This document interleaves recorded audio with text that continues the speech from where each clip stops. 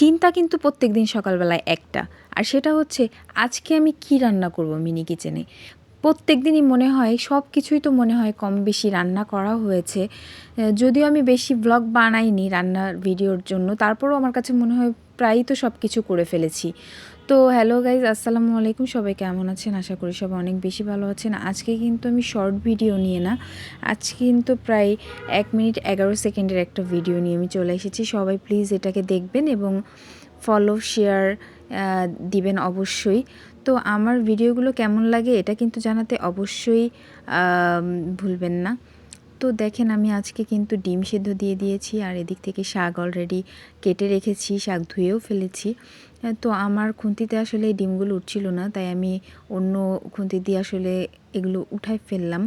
তো আমার শাক কিন্তু অলরেডি আমি চুলায় দিয়ে দিয়েছি যেন হওয়ার জন্য।